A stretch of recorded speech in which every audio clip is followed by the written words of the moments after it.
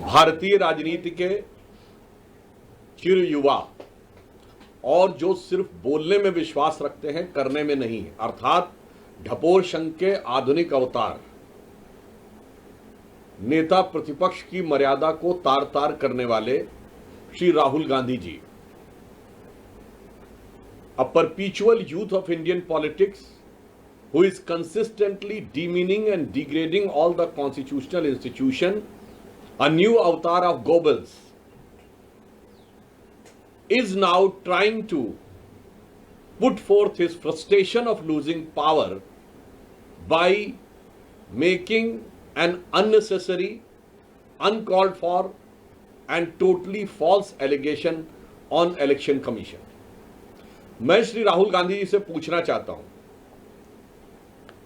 कि बिहार में, सिर्फ तथ्य के आधार पर पूछना चाहता हूं, पॉइंट नंबर 1, बिहार में 1 सितंबर तक जिस को आपत्ति है कि उसके कागज नहीं सही ढंग से प्रस्तुत हुए हैं, वो चुनाव आयोग को अपना आवेदन देकर अपना नाम जुड़वा सकता है। आज 10 दिन हो गए। इंडी गठबंधन के कुल बूथ लेवल एजेंट 1,60,000 है।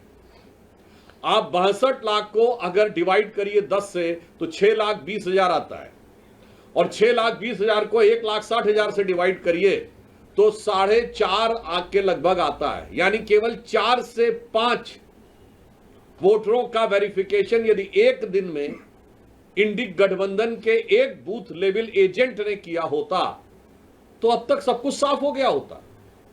यह है झूठ की इमारत पर खड़ा हुआ मिथ्या आरोप। आप औपचारिक रूप से कोई चीज वेरीफाई नहीं कर रहे हैं, न चुनाव आयोग को तकनीकी दृष्टि से जो संवैधानिक रिक्वायरमेंट है उस चीज को करने का वो नहीं कर रहे हैं, और आकर प्रचार कर रहे हैं। दूसरा बिंदु, वो बेंगलोर सेंट्रल की सीट के बारे में बात कर रहे हैं, तो मैं पूछना चाहता हूं वो 1 लाख उनके पास आए कहां से अगर चुनाव आयोग का डाटा नहीं था तो?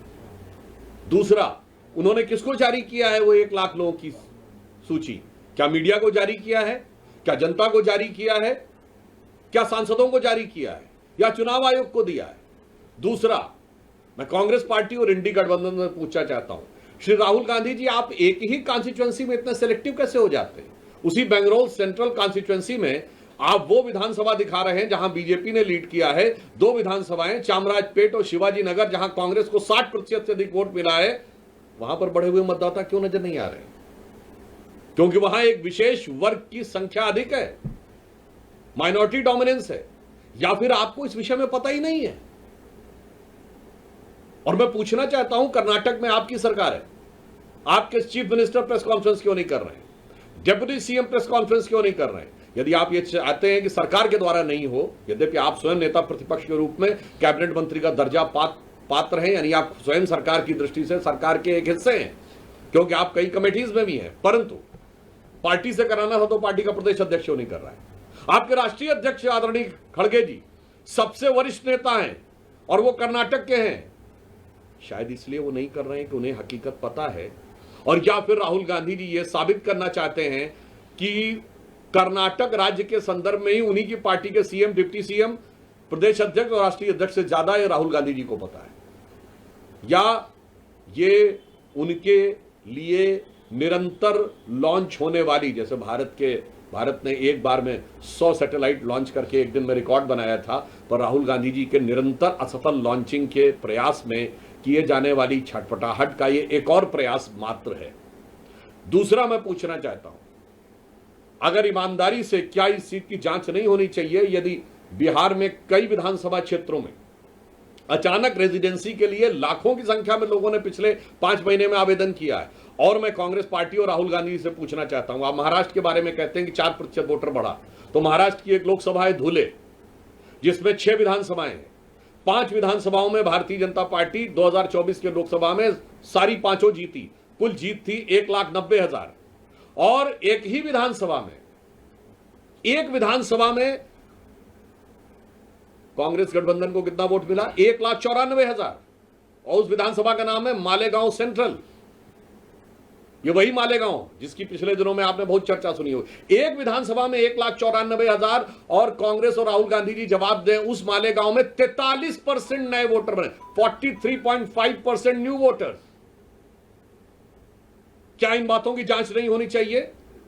या हम सीधी बात कहें कि जिस प्रकार की बातें इंडी गठबंधन और कांग्रेस पार्टी कर रही है वो चोरी की बात नहीं है, जो एक पुराना स्लोगन है, चोर मचाए शोर। वास्तविक अर्थों में आज विदेशी भारत विरोधी शक्तियों के साथ हॉबनॉबिंग के शक के दायरे में तो कांग्रेस और इंडी गठबंधन के लोग पहले से ही थे। विदेश में जाकर भारत विरोधी एनजीओज और भारत विरोधी नेताओं से मिलने के प्रमाण तो राहुल गांधी जी के पहले से ही थे। 6 मार्च 2023 को सीधे विदेश के भारत में हस्तक्षेप की गुहार लगाते हुए आप पहले देखे जा चुके हैं। अब विदेशी घुसपैठियों के द्वारा भारत के लोकतंत्र पर डाका डालने का यह प्रयास इंडी गठबंधन के द्वारा किया जा रहा है। देश को बहुत सचेत और सावधान रहने की आवश्यकता है। और एक बिंदु मैं और कहना चाहूंगा, राहुल गांधी जी लगातार, और कांग्रेस पार्टी और इंडी गठबंधन, क्योंकि मैं मानता हूं राहुल गांधी जी एक व्यक्ति नहीं है, ये एक विचार है और ये कुछ ऐसी शक्तियों के हाथ के हथियार हैं जो शायद राहुल गांधी खुद भी समझ पाते हैं नहीं, मुझे आइडिया नहीं। पर मैं एक बात कहना चाहता हूं, बताइए आप कितनी बार जनता की नजर में असत्य बोलते हुए या झूठ बोलते हुए पाए जाएंगे? जब बयान आया था कि भारत के, मैं अभी से शुरू करता हूं और आपको केवल कुछ उदाहरण देता हूं, देश की जनता अपने आप इस पर निर्णय ले। अभी भारत के एयरफोर्स चीफ ने कहा कि हमने 6 विमान गिराए थे। ये क्या बोले थे कि भारत के कितने विमान गिरे? आज साबित हो गया एयरफोर्स चीफ के बाद, यह इस मामले में झूठे साबित हुए। पॉइंट नंबर 2, भारत के साथ अमेरिका की जो डील हुई, इन्होंने कहा था कि अमेरिकी राष्ट्रपति का बयान सही है, तो इसका मतलब वो सो कॉल्ड युद्ध विराम, जो युद्ध विराम कभी नहीं था, वो किस लिए हुआ था? क्योंकि ट्रेड डील हुई थी। अब तो साबित हो गया कि डील नहीं हुई थी यहां पे पुनः। और ये भ्रम, असत्य और झूठ की इतनी लंबी श्रृंखला है। मैं लोगों को याद दिला देना चाहता हूं कि अगर जनता को थोड़ी सी विस्मृत हो गई हो तो वो इनका कैरेक्टर देख लें। इन्होंने राफाल को लेकर झूठ बोला था, राफाल को लेकर हुए नारे को लेकर सुप्रीम कोर्ट के जजमेंट पे झूठ बोला, वो साबित हुआ। इन्होंने कहा था LIC बर्बाद हो गया, LIC को पिछले साल 44,000 करोड़ का फायदा हुआ है। इन्होंने कहा था स्टेट बैंक बर्बाद हो गया, याद करिए 77,000 करोड़ का फायदा है। इन्होंने कहा था HAL बर्बाद हो गया, HAL को 8,000 करोड़ का फायदा हुआ है और 81,000 करोड़ के उनके पाइपलाइन में, which is an all time high. यानी जिस के लिए आपने कहा कि ये बर्बाद हो गया है वो सब ऑल टाइम हाई है। अब उसके बाद अगर आप फिर भी ना समझना चाहें तो जिस इकोनॉमी को आप डेड इकोनॉमी कहने में हिचक नहीं रहे हैं, वो आपकी मेंटल स्टेट को दर्शाता है। और भारत के बारे में जो इन्होंने सेना के बारे में कहा, एयरफोर्स के बारे में कहा, आर्मी के बारे में कहा, HAL के बारे में कहा, LIC के बारे में कहा, SBI के बारे में कहा और हाल ही में ऑपरेशन सिंदूर के बारे में जो कुछ कहा वह निरंतर असत्य और झूठ साबित हुआ। तो मैं एक पंक्ति में कहना चाहूंगा, एक दौर था जब इस देश में महात्मा गांधी ने एक किताब लिखी थी, माई एक्सपेरिमेंट्स विद ट्रुथ, सत्य के साथ मेरे प्रयोग। और आज हम देख रहे हैं उन्हीं के एकमेव स्वयंभू उत्तराधिकारी होने का दावा करने वाले श्री राहुल गांधी जी का असत्य का भयानक रोग। मैं माई एक्सपेरिमेंट विद अनट्रुथ इसलिए नहीं कह रहा हूं क्योंकि माई एक्सपेरिमेंट विद अनट्रुथ भी एक किताब है जो माइकल एंडरसन की लिखी हुई है, मगर यहां पर अगर आप देखें तो that was my experiment with truth and this is a disastrous experiment with untruth. वहां महात्मा गांधी थे जो सत्य के साथ प्रयोग था, यहां असत्य का भयानक रोग है।